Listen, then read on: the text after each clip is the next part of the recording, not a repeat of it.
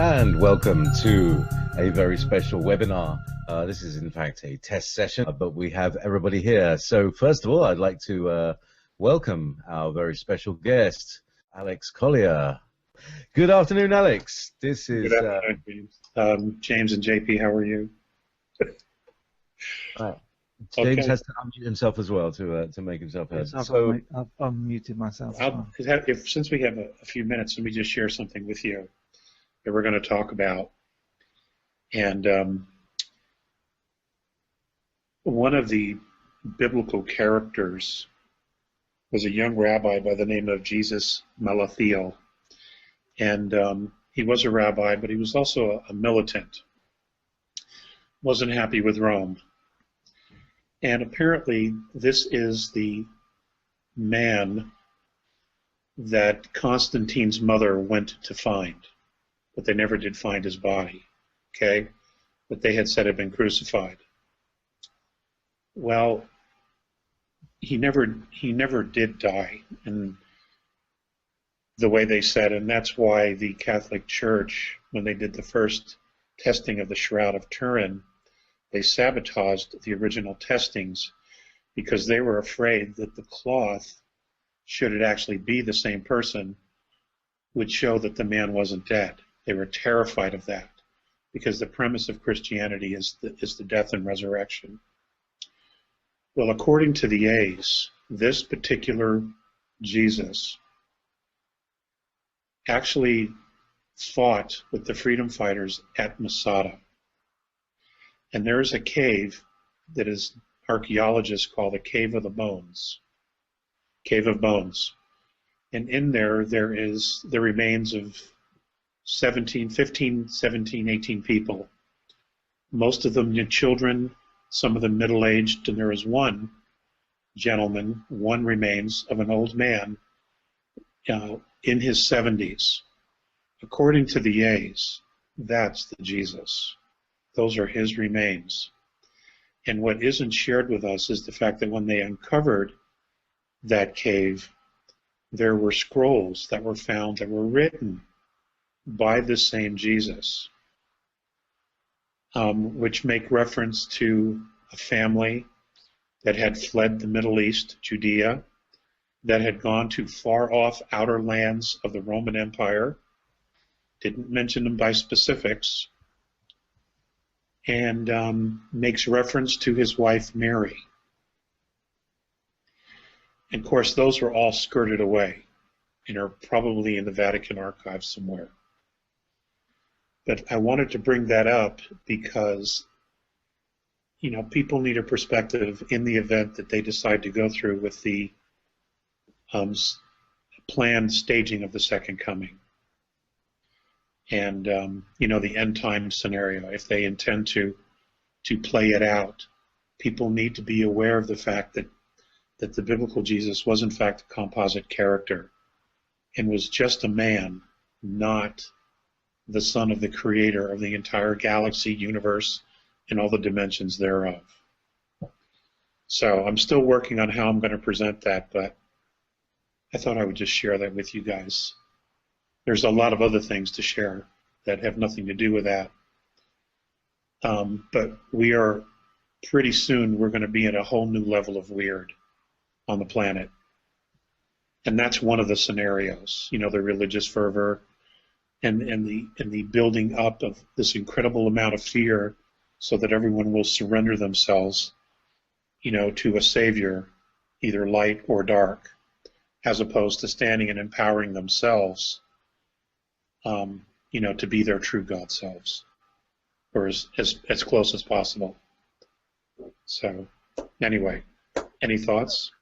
yeah, well, back to the whole biblical thing. I remember you said also once a long time ago that the story of Moses and the Exodus from Egypt and all that stuff is the story of the Chaldeans. That's and correct. Not the Israelites. And That's correct. But do you know where the I- name Israel came from? The name Israel came from one of Moses' sons, who changed his name from Joshua to Israel. The Israelites were his people, his tribe. They were actually Chaldean Egyptian. They were not Jews. They were never Jews. And everybody mistakes that now, that all the Jews were the Israelites. That isn't true in history. But, you know, they've clouded history so much by hiding all the records and burning so much of them that almost no one knows what's really happened in the past. You know, and what's really, really interesting is, you know, there are still people that espouse a flat earth. There are still people who say, well, creation's only been here 5,000 years. There's some scientists now that are saying that the mitochondria in the bloodstream only dates humanity at 5,000 years, which of course is absolute absurdity. Just what's going on in Antarctica, the uncovering of parts of Atlantis 3 miles under the ice, you know, that's what they're doing down there. It's nothing more than a huge archaeological dig. But there's almost no information coming out of there. They have pretty much locked it all down. But there are tons and tons of people down there digging, making tunnels. And what they're also doing is they're pulling out any kind of extraterrestrial technology that they can find buried in the ice. You know, they're holding on to all that and moving it out. This is Stargate Atlantis, isn't it? Essentially. I've said all along that Stargate was pretty accurate. Yeah, that's a documentary. So now here's a really important point, which you may or may not want to bring up in your presentation. But I believe that there is a psyop going on right now that is to catch the gullible, and you know, go back to there is a current movement of flat earthers. I don't know if you're aware of this, but there's this he's supposed to be a ex-NASA employee, and he said that he used to retouch all the paintings, all the pictures, which is fair enough. And then he starts going on that that NASA's been lying to us, and it's actually been the Earth is flat and there's a dome. And I tell you, for me, whenever I hear anybody talk about this, I get like it feels like somebody's putting a great big clamp on my head and tightening it and tightening and tightening it. Do you think that it's part of the alien invasion psyop? Or some people say it's also like a Catholic thing. It's to kind of catch the Catholics in their sort of they'll believe anything the Pope tells them kind of thing. What's that's an interesting thought. JP, you know, the whole point is the dark side, the consortium, whatever you want to call it, the empire, what they would love to do is just to have everybody mentally and spiritually shut down. That would make their job very, very easy. As far as the church, I understand the Pope is supposed to be addressing the UN in 33, 34 days. And there's quite a bit of speculation about what he could say. But, you know, you go back to the work of Santos Bonacci, where he talked about the original trusts that the Vatican created, where they basically declare that they own the earth and every human being and soul on it. You know, they still operate from that premise, you know, that we're their property. And it could be that that's where they're going to go with this. We'll know when we know. But I can assure you the earth isn't flat. I mean, I just laugh when I hear this shit. And I don't even want to, it's just like, oh my God, you know, come on. But okay, it might be worthwhile. Anyway, so, you know, all you can do is just give the information of what you absolutely know and just release it and let people make up their own mind. You can't convince anybody of anything. But I think that's what they do, you know, just cloud it up so that no one knows what to believe. And what they will do is they will just shut down mentally and detach themselves. And you got to remember something. Energy goes where focus goes. Energy flows where focus goes. And they want to control the flow and the focus. They really do. So, you know, like I said, we're gonna be moving into a whole new level of weird here very, very soon. Oh, good. I do like weird. It's my hometown, just south of normal. Well, I hope you're ready for this because it's going to be strange. Oh, that's all right. No, no, the new weird. Because now we're here at the new normal. We're sort of pushing ahead with the new weird. I tell you what.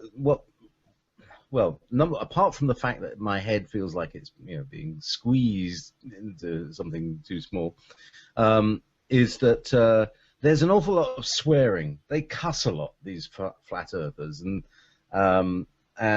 very much like certain other people, they try to convince by basically bullying and shouting and not being reasonable. So that's but luckily we're not going to have people coming in onto the call, but I'm pretty sure we'll get the one or two questions about that, because that's like one of the current mad memes that's going around, isn't it, James? That's right. Well, a lot of people don't respond to that kind of harassment anymore. Most people are pretty done with all that crap. They really are. One of the things about waking people up is that the first thing they do is they decide to make their own decisions. And that's a really good thing. And I think that there's more than enough of us who are in that space. I mean, just evidence here in the United States about how everybody feels about politicians. If any of them were to run again, minus Donald Trump, they probably couldn't get elected dog catcher. So, it's a good thing. It's just that, they have invested 1,000 years in putting this plan together to get us all to surrender our sovereignty and our free will. And that's the plan, and they're not going to stop until they're forced to stop. And we haven't reached that point yet. And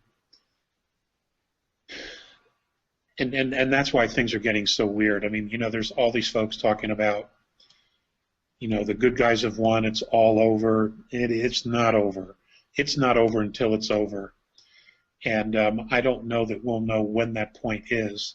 I think maybe collectively we will, when all resistance to creating a true expression of joy has ceased, and then all of a sudden joy begins to manifest everywhere. I think at that point, that's when we'll know, that it's game over for the dark side. But we're not there yet. We're definitely not there yet.